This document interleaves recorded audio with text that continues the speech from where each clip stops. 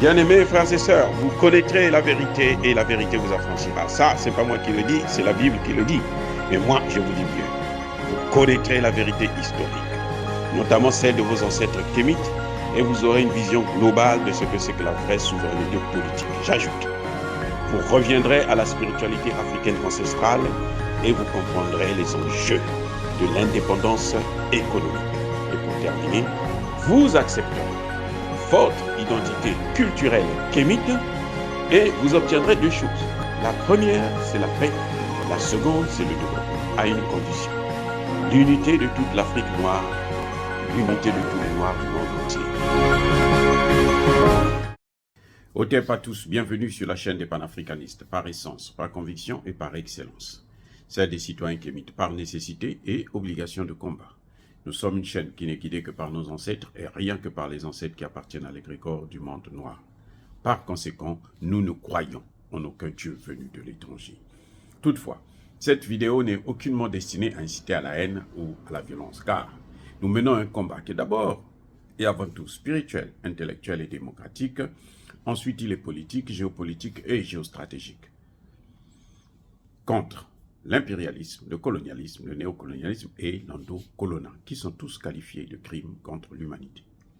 Nous menons ce combat sur la base du principe fondamental que nous avons hérité de nos ancêtres kémites, qui est celui de la Mahat, c'est-à-dire solidarité, vérité et justice. Vous êtes donc en droit de connaître la vérité, nous avons l'obligation de vous dire la vérité, rien que la vérité, afin que justice soit rendue au continent africain. Et ça, c'est notre modeste contribution dans cette noble lutte en faveur de la souveraineté, la dignité, la solidarité et l'unité africaine. C'est exactement ça que nous appelons le panafricanisme. Bien-aimés frères et sœurs, je vais vous faire écouter une vidéo de Choguel Kokala Maïga. Le premier ministre malien, lui c'est un bon tireur d'élite.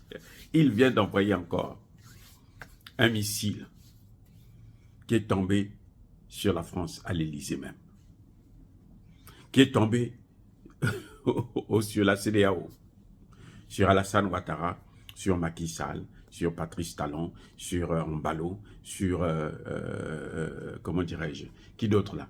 Toute la clique des va-t-en-guerre. Il a envoyé, il a jeté ce qu'on appelle un pavé dans la mare. Tous ceux qui sont autour là sont éclaboussés. C'est pas possible, c'est incroyable. Je vous laisse écouter le Premier ministre parler et après nous allons faire notre petit commentaire. À très bientôt. Attention, mesdames et messieurs de la CEDEAO, quand vous les regardez, elles ressemblent en quelque sorte à ce que font souvent les terroristes. Quand ils viennent dans une localité, qu'est-ce qu'ils font? On fait un embargo, pas de nourriture, pas de médicaments, et on tue les populations. Mais l'embargo contre le Niger, c'est quoi? Pas de nourriture, pas de médicaments, mourir. Pour avoir quoi? Une révolte contre le pouvoir établi. C'est les mêmes méthodes.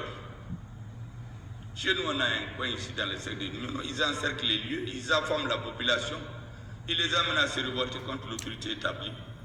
C'est exactement ce qu'il a CEDEAO fait. Mais ce qui est à rappeler aux citoyens de l'AES, c'est que nulle part, notre ministre des Affaires étrangères l'a rappelé plusieurs fois, nulle part dans les textes de la CEDEAO, les sanctions ne sont inscrites. Donc c'est le fait du prince. J'ai le pouvoir, je fais ce que je veux.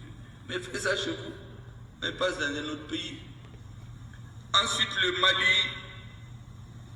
a dit dès le début de la transition, et nous allons continuer à le rappeler, l'ONU a adopté depuis dans les années 80 la convention sur les pays sans littoral.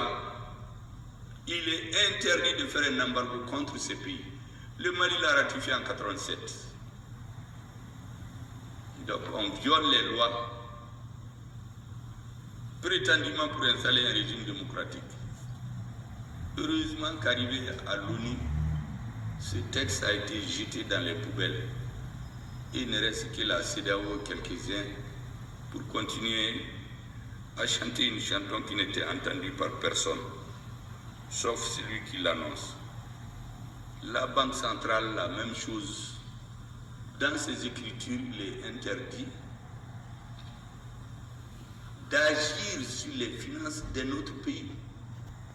Mais ces messieurs, à cause du fait du prince, informent les populations, les encerclent comme les terroristes, coupent la monnaie et finalement, ils violent la loi. Le Mali a attaqué cette loi devant la commission de l'UEMOA, cette décision. La commission de justice, la cour de justice, disons, de l'UEMOA, a donné raison au Mali. Mais ces messieurs qui disent qu'ils veulent construire un état de droit ont refusé d'appliquer les textes édictés par la haute juridiction. Et cela ne leur a pas suffi.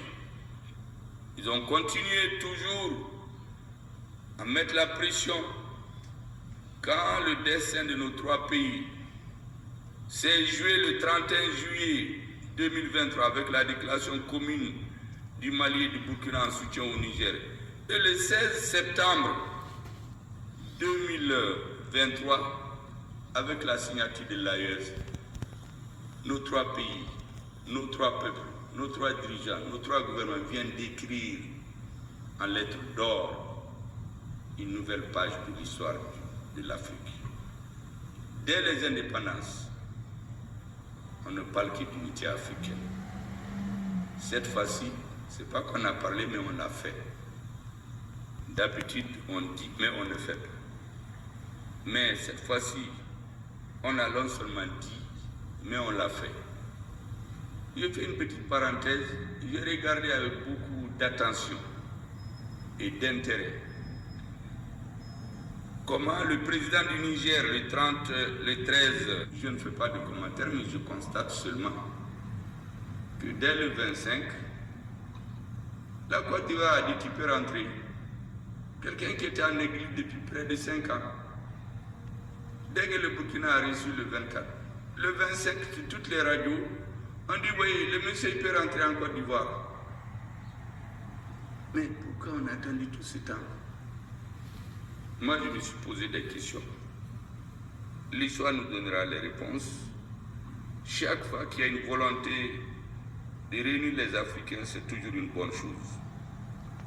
Mesdames et messieurs, je voudrais dire au ministre des Finances de l'AES, à vos experts, à nos trois présidents, à nos gouvernements, que vous êtes en train d'écrire l'histoire. Dans plusieurs années, peut-être dans 100 ans, dans 200, dans 300 ans, la même façon dont on est en train de nous vanter des anciens empereurs, des grands hommes qui ont marqué l'histoire, les peuples africains, l'histoire africaine vous sera reconnaissante. Parce que je suis sûr que cette alliance, elle fera des vocations. Elle va marcher. Quand elle va marcher, d'autres Africains vont se réunir ou vont s'ajouter. Bien-aimés frères et sœurs, vous avez bien entendu le Premier ministre parler. Vous savez, je n'ai pratiquement pas de commentaires à faire là-dessus. Ce que je peux vous dire, c'est que je n'avais pas vu cette comparaison, les actes, le terrorisme et les sanctions. Et oui, j'ai appris quelque chose de formidable. Je ne sais pas si vous avez vu ça avec moi, si vous avez vraiment bien entendu ce qu'il a dit. Les sanctions là, et il a démontré, les sanctions, sont des actes de terrorisme.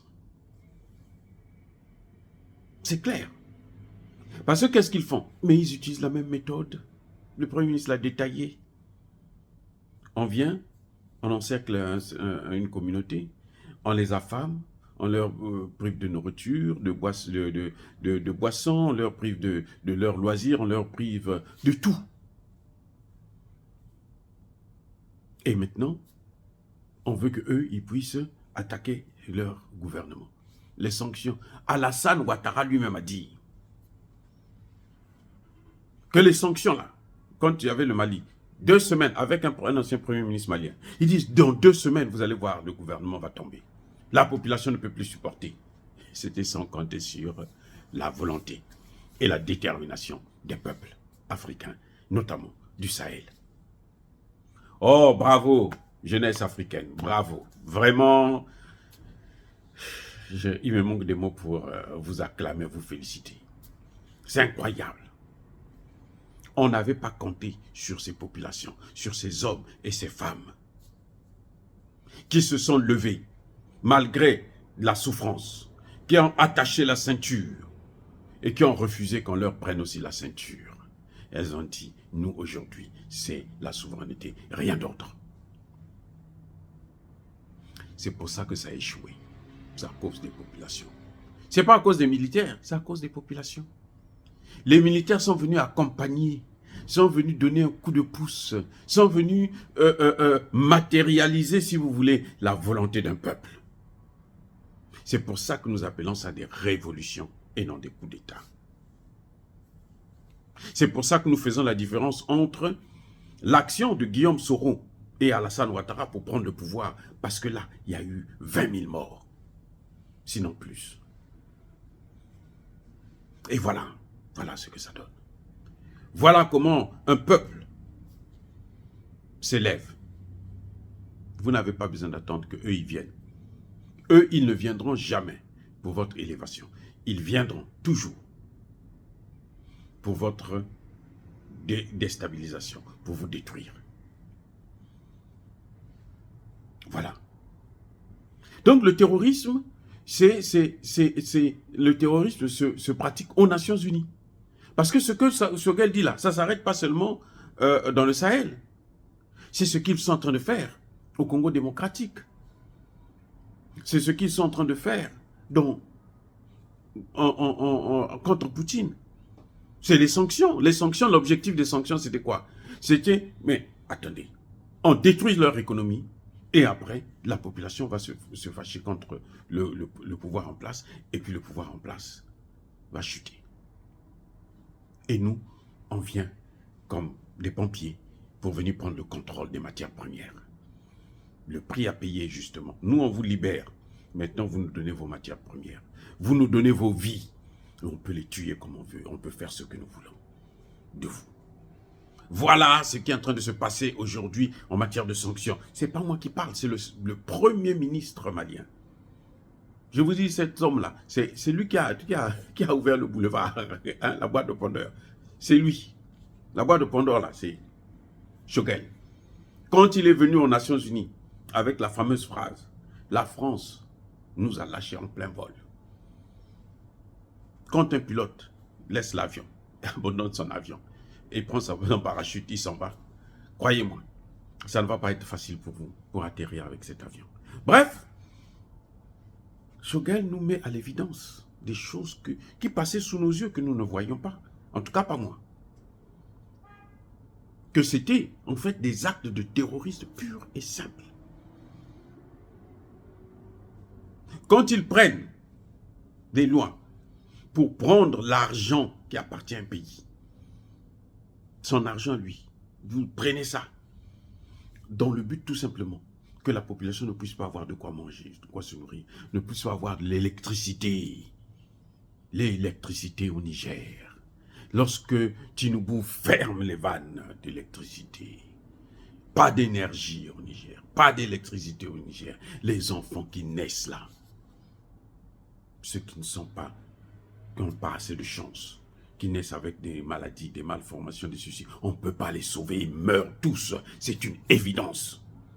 Et qui va dire que ce n'est pas du terrorisme? Comment peut-on dire que ce n'est pas du terrorisme?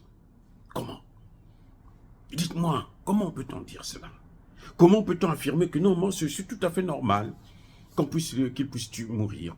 C'est tout à fait normal qu'on puisse les tuer. Ils sont faits pour mourir. Comment? Tout ça au nom de la démocratie.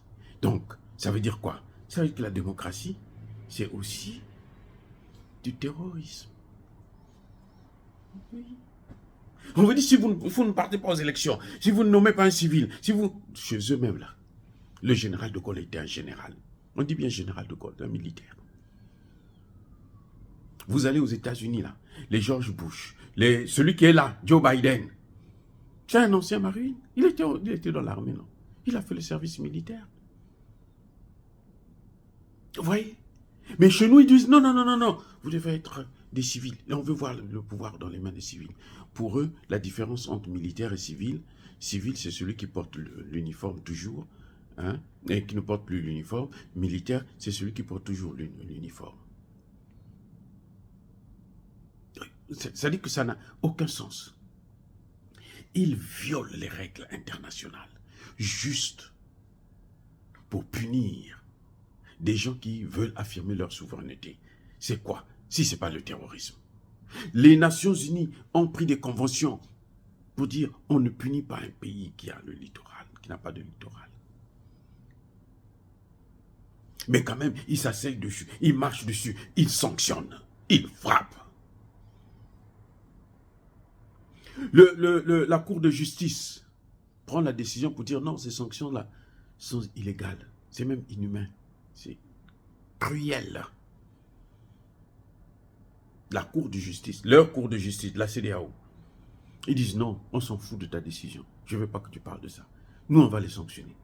Et le même cas se reproduit. Là, au Niger, la Cour de justice donne raison, plutôt au Mali, elle donne raison. Au Niger, la Cour de justice dit non, c'est normal qu'on puisse prendre des sanctions, parce que toi, tu as pris le pouvoir à un démocrate, à un grand président, au président de... Mais c'est quoi ça?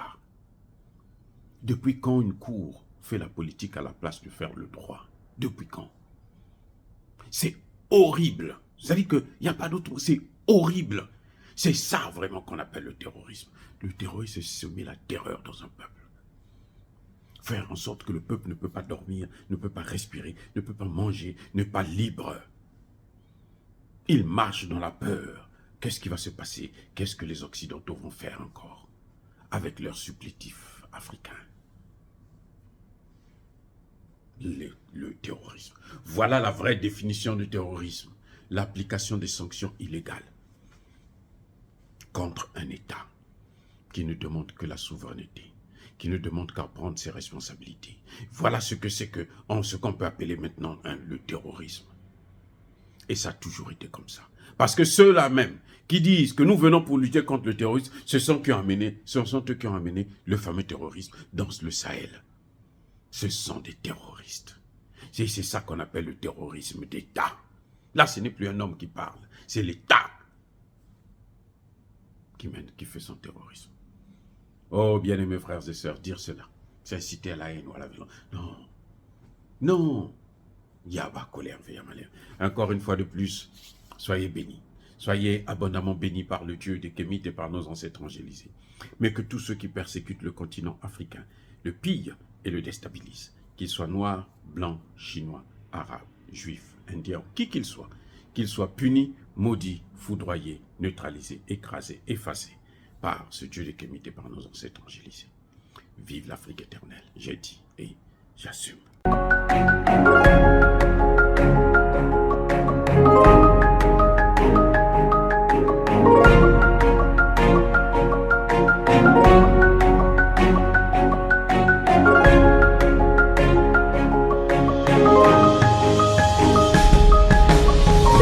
Eux, ils marchent par la foi et non par la vue.